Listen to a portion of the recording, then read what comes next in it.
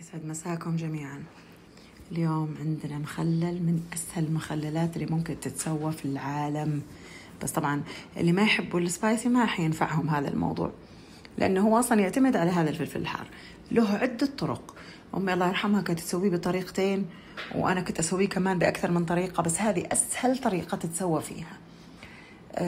طبعا هذه كمية بسيطة جدا، أنا قطعتها بس عشان أوريكم حجم التقطيعة.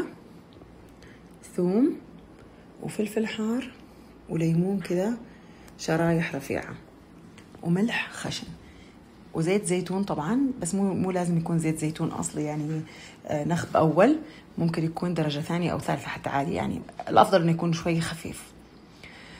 نكمل الكمية حقتنا بالتقطيع ونرجع لكم بعدين إن شاء الله.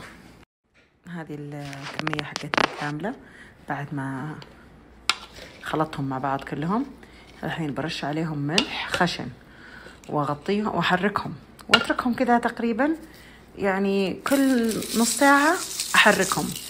الملح خشن لا تخافوا بيذوب، لان السوائل اللي بتنزل من الخضار بتذوب الملح.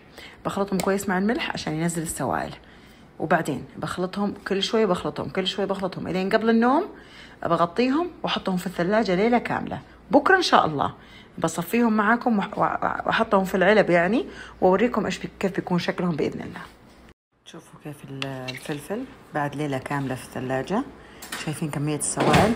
الحين انا بحطه تقريبا كذا ساعة بالمصفاية، بعدين اعبيه بالمرطبانات واغطيه بزيت الزيتون. خلاص بخلطه خلطة اخيرة واحطه بالمصفاية ان شاء الله. شوفوا هذا الفلفل انا طبعا صفيته ورميت المويه، بس هذا اللي نزلت بعد ما حطيته بالمصفى.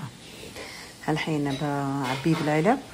انا احب اعبيه بعلب صغار علشان لما استخدم علبه خلاص نفتح علبه، ما نحط بعلبه كبيره ونشيل منها ونقسم. افضل دائما العلب الصغار لهذه الاشياء. بعبيهم وارجع لكم. العلب خلاص عبيتها زي ما انتم شايفين بالتساوي، كلها علب بلاستيك الحقيقه عشان استخدام واحد، يعني عشان بهديها الناس يعني، ما عدا العلبة القزاز الكبيرة هي هذه حقة البيت، مع اني قالت لها لا تسوي ازعاج، وسويت ازعاج برضه بالمطبخ الداخلي.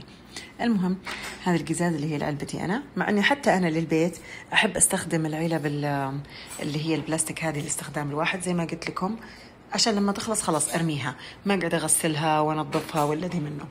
اللي بيحصل الان اني انا بعبيها زيت كلها الى الاخر تماما، وبخليها على الطاولة تقريبا يومين بما ان الجو براد. المهم ارجع واقول لكم ان بعد ما اعبيها زيت، بما ان الجو الحين شوي براد يعني ما هو حر زي اول مرة، بخليها على الطاولة بالمطبخ زي ما هي كذا بالصينية، عشان في حالة ان صار في فوران بالمخلل او شيء يعني يطلع لبرا، مع انه ما راح يفور لانه ما في اي شيء من انواع التخليل، يعني زي الملح والسكر كثير ما في، مخلله بزيت، لذلك هذه ما راح تفور. بخليها على الطاولة يومين ثلاثة وبعدين احطها في الثلاجة. طبعا الطريقة هذه ارجع اقول لكم ان بعد ان طبعا الطريقة هذه هي ما هي اسرع طريقة، لكن اسهل طريقة. الاسرع في الاكل انك تخللي الفلفل الحال، لما يستوي الفلفل يتخلل ويتقطع وينحط بالزيت مع الثوم، يحفظها فترة أطول كمان. لكن أنا أحب الطريقة هذه لأنها أسهل في الشغل، يمكن تأخذ وقت أطول في التخليل بحكم أنها مباشرة في الزيت، ما أخذت غير يوم واحد بالملح. لكن بالنسبة لي أنا أحب أن الطريقة هذه أكثر، يبقى الفلفل والليمون والثوم محافظ على طعمه. جربوا الطريقتين وشوفوا وش اللي يناسبكم. طبعا أنا بعد ما أعبيهم زيت الحين بهزهم شوية عشان أتأكد أن الزيت وصل للأخير، واخليهم على الطاولة ان شاء الله. تدرون اني انا ممكن اكل منها الحين، يعني انا ممكن بكرة اكل منها عادي. بالنسبة لي مو لازم يستوي مرة الفلفل والليمون والثوم، الريحة تجنن اصلا، ريحة البيت كلها مخلل ثوم وفلفل وليمون، بس طبعا ريحة الثوم ما شاء الله هي اللي طاغية.